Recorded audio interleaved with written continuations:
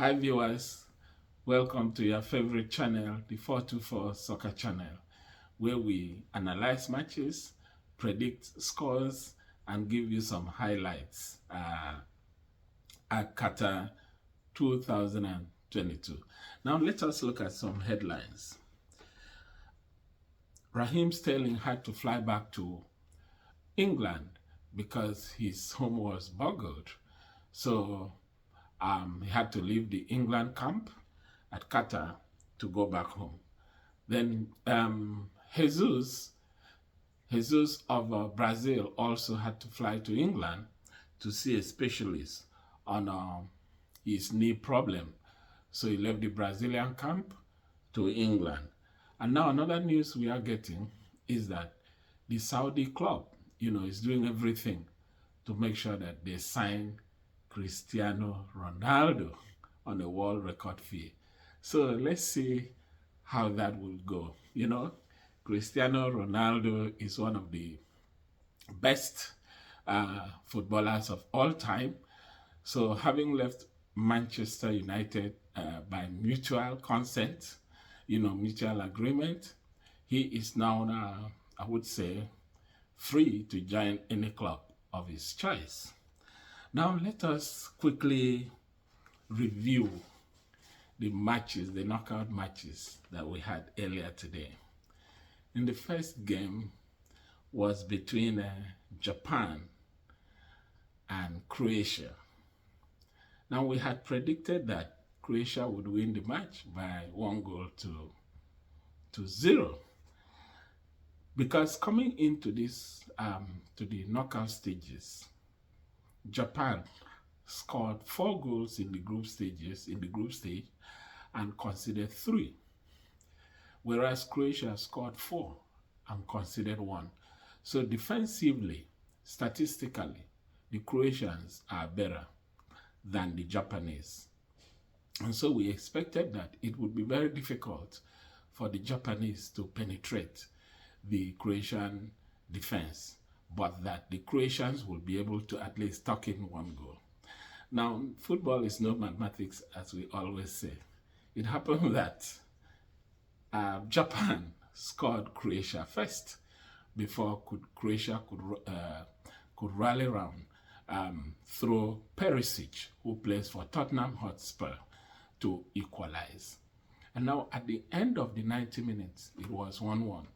Now it went into the extra time, 30 minutes extra time, that is 15 minutes each half. It was still a draw. And so by FIFA rule, it went into penalty kicks.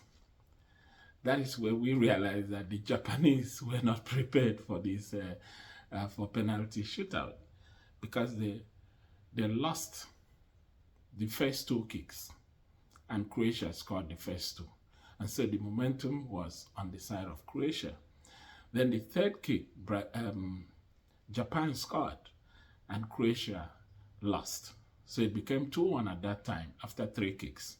But the 4th kick, Japan again lost, and so Croatia scored. So there was no need to take the last kick. So Croatia scored 3, Japan scored 1. So Croatia now qualifies to meet the next team we're going to talk about in the quarterfinal. So the next match was between Brazil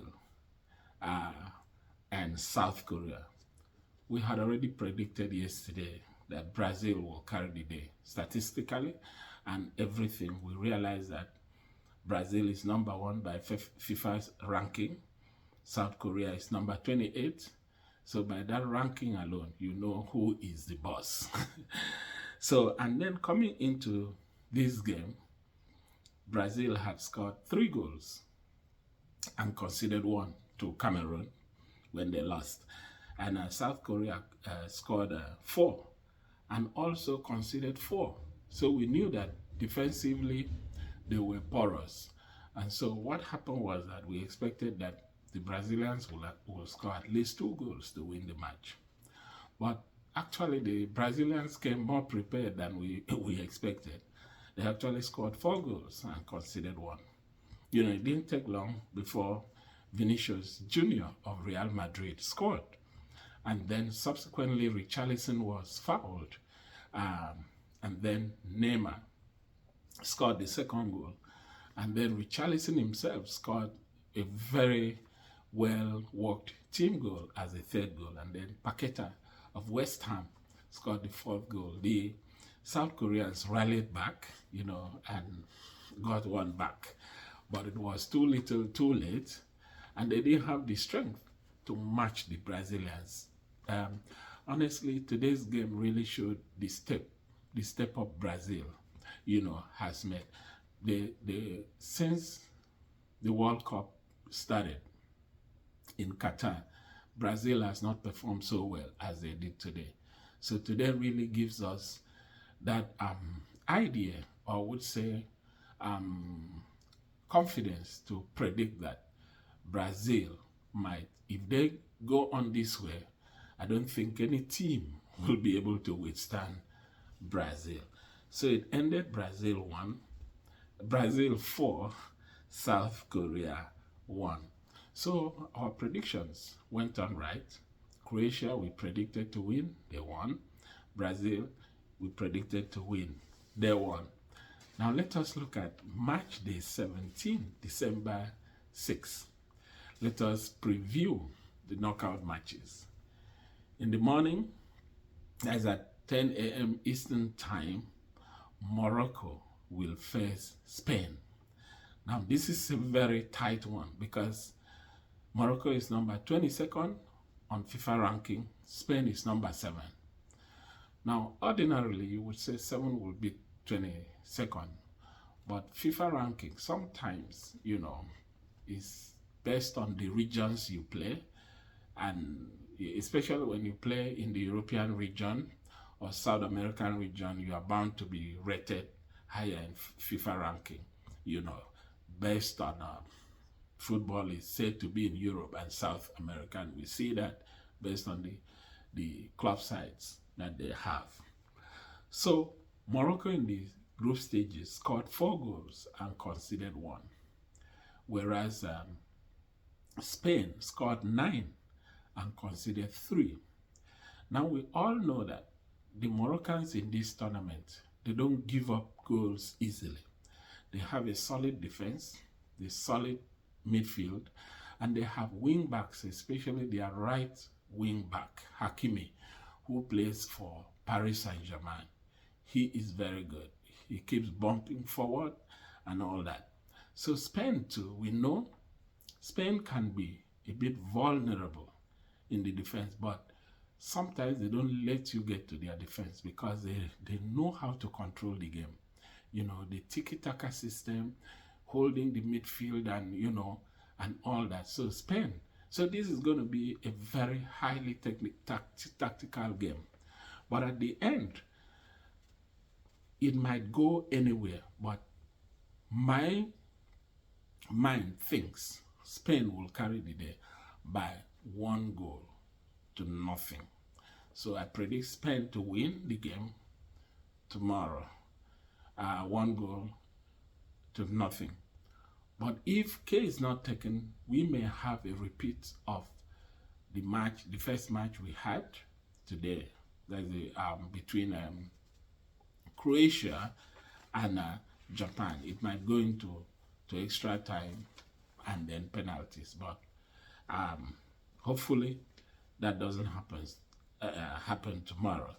So Spain is ahead of Morocco, but Morocco is one of the teams that you should not underrate in this World Cup because they've shown that even in their group stages, they won the group. They won the group that had all these high-ranked teams that were ranked higher than them. But Morocco finally or eventually topped the group. Now the second match of the day at 2 p.m. Eastern Time will be between Portugal and Switzerland. Portugal is number 9 on FIFA ranking, Switzerland number 15. So it's close based on, and these are European teams that know each other. They've been playing each other in the European Nations Cup, and the players know themselves. So it's going to be tight. Coming into this knockout phase, Portugal scored 6 goals and conceded 4. Switzerland scored 4 and conceded 3. So both defenses have given up goals, and both teams have scored goals. So I expect that this match, because of the pedigree of the Portugal players, I give it to Portugal. Portugal will win the match by 2-1, but it will not be a goalless draw. It will not end in penalties. I see this match ending within 90 minutes and Portugal winning the game. Guys, if you are yet to subscribe to the 424 Soccer channel, please do so. And turn on your notification as well as click the like button. Please put your comment down there and let's see whether you agree with my prediction that Spain will win tomorrow, as well as Portugal winning Switzerland. Now let's see your reason why you think my prediction will not go through. Thank you so much for watching. Have a great evening. Tomorrow we'll be here to review and also preview the next match. Thank you and bye-bye.